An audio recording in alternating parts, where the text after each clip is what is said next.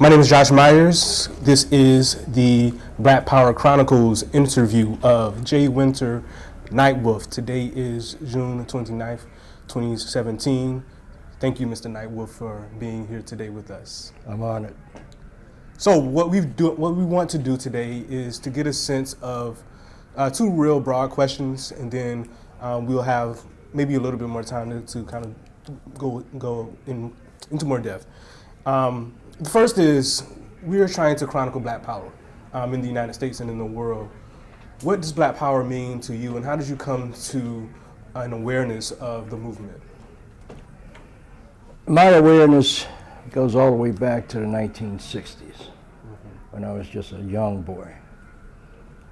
I had been following the civil rights movement in the South, Dr. Martin Luther King.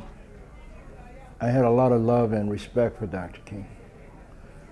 And when the March on Washington came here, I told all my friends in the neighborhood that I lived in, I need to tell you something. My family was actually the only Native American family to grow up in Northeast Washington. There was one other family. And the neighborhood that I grew up in was a black neighborhood. So when we weren't reservation Indians, we had, my mother's people were from South Carolina, they're Cherokees, and they were part of that massive group of Cherokee people that refused to go on the Trail of Tears. And they were part of the people that went up into the mountains and fought Andrew Jackson and his troops. My father's people, my father's father was Shoshone from Arizona and Cherokee, and his wife, my grandmother, was Taino from Old San Juan, Puerto Rico. When we moved to Washington and began to live there and grow up there, there were no Native American images for us to grow up on, appreciating and respecting. Everything in that community was black, except us. So, you learn how to adjust to your environment. All of my friends were black, went to black schools. But I never forgot my heritage because we spent, as kids, a lot of time in South Carolina with my mother's people. So in that experience, we did learn our language and culture and traditions. I held on to that, although it wasn't in the community that I grew up in. So quite naturally, my heroes became people like Dr. Martin Luther King, Julian Bond. We learned about W.E.B. Du Bois and Frederick Douglass and all of those people. So they became the extension of my family. When Dr. King came to Washington, D.C., the March on Washington, I was telling all my friends, come on, let's go down there to the march. And they looked at me and said, no, we can't do that because my father told us that if we go down there, they're going to put their dogs on us and turn fire hoses on us. I said, no, that happened in the South. That's not going to happen here. Well, we can't go. I got on the bus and rode the bus to 7th and K on New York Avenue by myself. Got off of that bus, and there was a wave of humanity coming down 7th Street. And I felt like I was home. So I fell in line with everybody, and there was a family from Alabama that said, how you doing? I said, I'm fine. Who you here with? I'm by myself. Where's your mother and father? They're not here. Do they know you're here? Yeah. I told them I was going. So they kind of adopted me for that day. And I felt right at home because the love that I experienced and witnessed that day, walking down 7th Street to the mall, was phenomenal. I never forgot that. We were taught as little kids that My grandfather, both grandfathers, would always say, your brother or your sister don't necessarily have to look like you to be your brother or your sister. And that's the way we grew up. I grew up in a household where my father didn't see color. He saw justice and he saw injustice. So I had a unique experience as a Native American to grow up in black community because all my partners and friends were black and partied together and ran the streets together and all of that. And that happened all the way into my early adulthood. Were you aware of the American Indian movement and its convergence with the Black Power movement? Yeah, in the 70s I was very much aware. As a matter of fact, some of my best friends were those leaders. Dennis Banks, Russell Means, John Trudell, Clyde and Vernon Bellecourt, and the list goes on and on. And one man that's still alive right here in Washington, D.C. area, Chief Billy Tyack, who's the chief of the Piscataway Indian Nation. I went down there to the Interior Department right after the natives did an armed takeover of the Bureau of Indian Affairs. And that was like a day in the sun for me to see my people converging upon Washington, D.C. and being a part of taking something back, even if it wasn't permanently, from the white man. And I became very close friends with Russell Means, you know, and especially Dennis Banks. And Dennis Banks is still with us. He's 80 years old. And I remember the 2 times that the longest walk came here from California, walking across the United States to Washington, D.C. And that's happening now. They started in February, and they're going to be here on the 14th of July on the National Mall. It's important that we make that connection because the United States is a settler, colony in the sense, that the notion of taking land, colonizing the land, and then using labor from Africa to cultivate that land makes the connections between the American Indian movement and Black Power movement. They are connected, and That's so true. we have to think of it in those terms. And I think one of the things that happens in the 1960s is, we begin to hear the language of anti-colonialism again. You begin to hear the language of Black America as this internal colony again. And I think part of that makes the connections natural in a sense.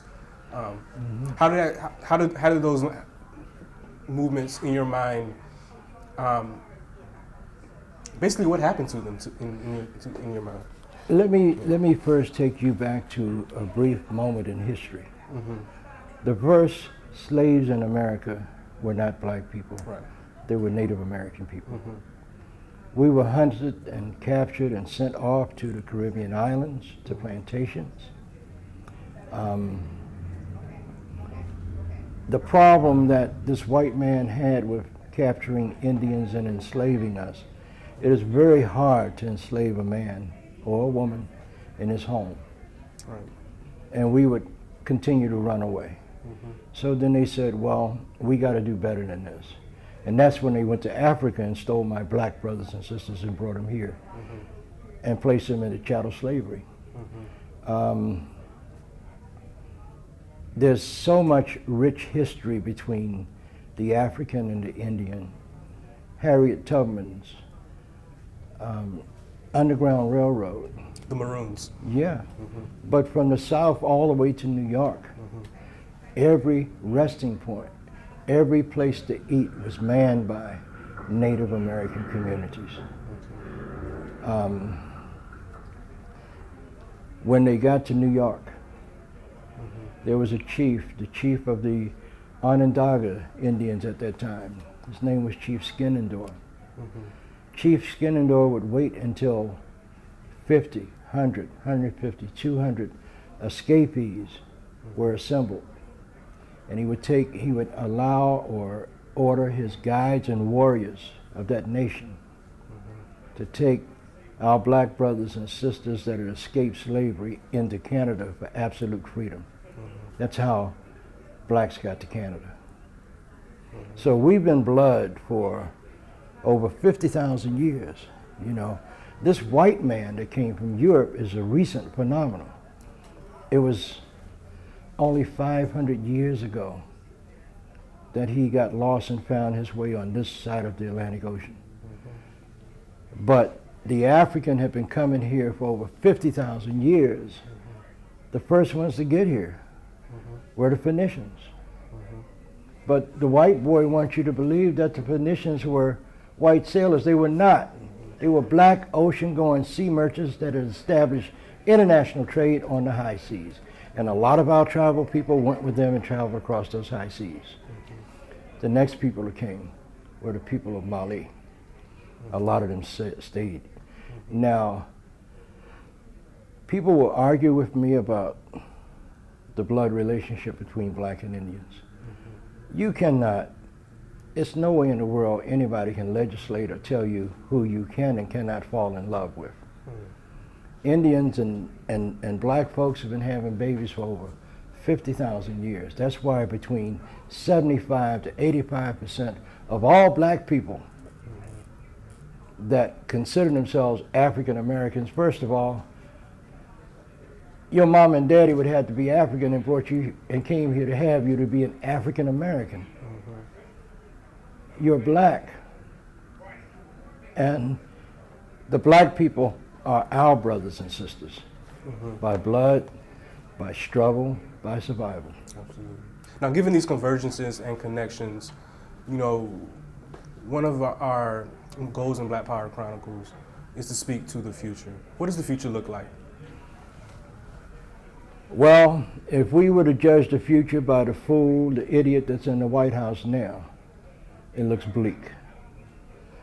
However, because of the intestinal fortitude that your people and my people possess, we will survive. There's a lot that has to be done. We need to make some major changes, because if we don't stop polluting Mother Earth and stealing the fossil fuel, we've got 10 years before it's going to be too late to do anything about it. Now is the time for all of us conscious people, red, black, white, and yellow, to stand up and face off against this devil in the White House. Why do I call him a devil? Because that's all he represents to me, is something evil, and to most people of color. Once we get the problem of the fossil fuel solved, then clean, renewable energy will provide not only energy for us, but it will also create jobs within the black and the red community to end poverty. You can't end poverty when you got a bunch of people sitting around without a job and no money. We will rise again. Black people will rise again. The Indian will rise again. But this time when we rise, we need to rise together. We can't be in separate silos, because the same experiences of degradation, slavery, disrespect, inhumanity that was dealt to the black man was also dealt to the red man. So we need to come together right now. We don't need to meet on anything, and push all the centrists aside. Get rid of these white folks in Congress that have been sitting there for too long. And progressive people need to take over the Democratic Party. Simple as that. The Tea Party took over the Republican Party, and look what they did. They elected a fool. They knew that this man was not capable, but they put him in there anyway. So let this be a warning to all of you that see this, that we need to stand together, united. As we once did. As we once did. Jay Winter, Nightwolf, thank you for joining us. I'm honored, my brother. Absolutely. Thank you.